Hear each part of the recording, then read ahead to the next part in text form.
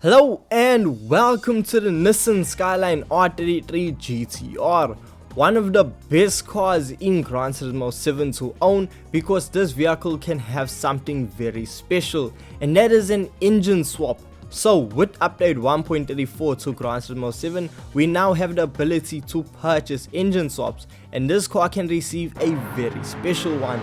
So the engine that can go in the Nissan Skyline R33 is out of the Nissan R92CP, the Group 1 Le Mans icon. Yes, a full-on Group 1 engine can be added to the Nissan R33, which is gonna make the vehicle quite a fun experience. So in today's video, we are just gonna find out how it handles the power, if it can handle that power, and how good it really is. And if you guys do go on to enjoy this video, well, hit that subscribe button.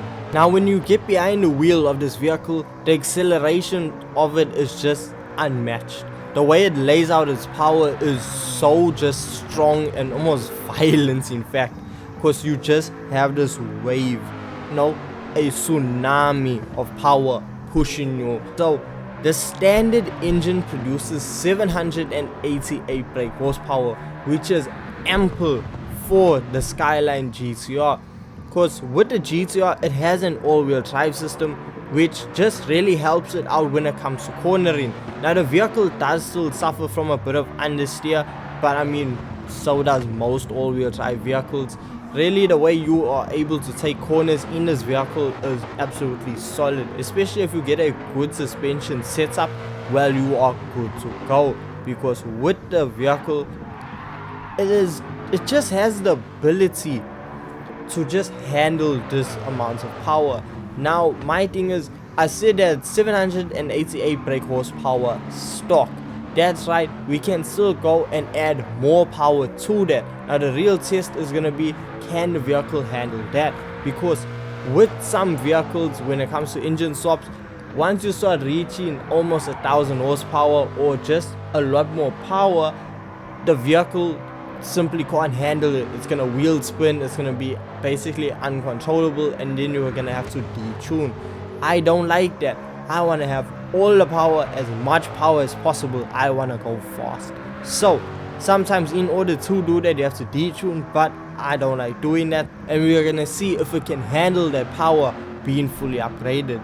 Now if it can, this will put it in the running for being one of the best engine swaps in the game, and it could possibly dethrone the Mazda RX-7 with this engine swap from the 787B. So if it does that, this is a very big and crucial engine swap to own. Now when we head on over to the tuning shop, we'll notice that there's actually only one part that we can add to this engine. So yes, there's not a lot of upgrades, because it is already a GR1 engine. We can't change that. So the one part that we can add, however, is a medium RPM turbocharger. Now the 787B engine receives a high RPM turbocharger, and this one receives a medium. But even with that medium RPM turbocharger, we see the power jump up to 987 brake horsepower in a vehicle that weighs just under 1100 kgs. This is gonna make for a very fast vehicle. Now the swap is actually so fast now that it's almost like every time you look down at your speedometer, you are doing over 300 kilometers per hour.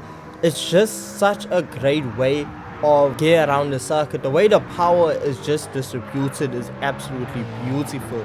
I mean, compared to the scooter swap, where it has such a weird way of distributing the power, where if you're under 5500 RPM, there's like nothing, and then just a burst of power. So the R33 with the R92CP engine swap does not do that. Wherever you are in the rev range, this car will deliver power, and it is just amazing to get behind the wheel of. And with the all-wheel drive system, it can handle the power and put all 987 brake horsepower down to the ground. It is very seldom that a car actually slips out, and with a little bit more adjustments, you can eliminate all understeer from this vehicle. So it will set incredibly fast lap times, maybe even break some personal records. It's just such a beautiful swap.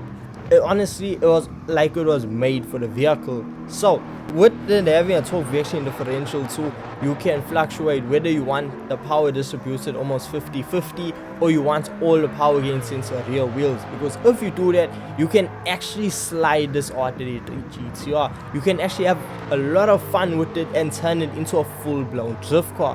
However, that is going to be such a scary experience, but I mean, hey, if you're up for it, you can do it. And that's what I love about the swap. It is so versatile and it is just a really great swap. But the main point of this video was to actually see how good it is and to actually make sure and see if we can take down what is my current favorite engine swap in Gran Turismo 7.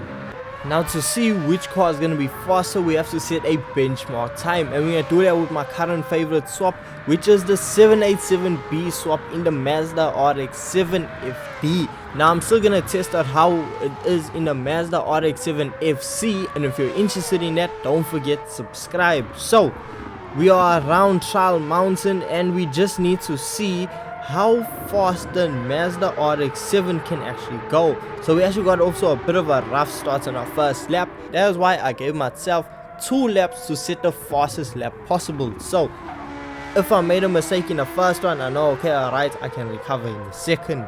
And my fastest lap in the Mazda RX-7 was a 1 minute 48 flat. Now this I think is a respectable time, and we actually reached a top speed of 360 kilometers per hour before having to slam on the brakes on the straightaway. So insanely high top speed, and we're just gonna see now how the R33 actually compares to it. Now when it comes to the handling between the R33 and the FD, they are very different. With the FD being rear wheel drive, the car steps out a lot more. The car is just a lot livelier compared to the R33, and this just gives it a greater sense of speed. Well, it just feels like you're going a whole lot faster compared to the R33. Now the R33 is very, how do I say, conservative. It has one goal, and it has to get you around the circuit as fast as possible. And one thing that I wasn't expecting from the R33 was how good the brakes can actually handle this amount of power. I thought I was going to have to brake super early, but it actually has a decent braking system, which means I can actually send it a lot later into corners than expected. Which means just because it doesn't feel like you're going faster, you actually are. Because with the R33 GTR, I was able to set a lap time of 1 minute and 46.3 seconds. Yes, smashing the RX-7's lap time by over 2 seconds. And the crazy thing is, it doesn't feel like you're going that fast. And even the fact of when it came to the straightaway, we only reached our highest top speed of 351 kilometers per hour. So yes, the RX-7 was fast on the straightaways, but when it actually comes to going around corners, the R33 is just so much more faster. So that's it right there. It seems like we have a new fastest engine swap to use for money grinding, because with the R33 having a Group 1 vehicle engine, it has incredible fuel economy, meaning that even with the 30 minutes around Le Mans events, you can complete that without refueling a single time. It can be used around Sardinia with some tuning, and I'm actually gonna go over some tunes in tomorrow's video. And if you don't want to miss out on that, well, hit that subscribe button, and I'll see you in the next one. Thank you so much for your time, thank you so much for watching, and I'll see you in the next one. Peace.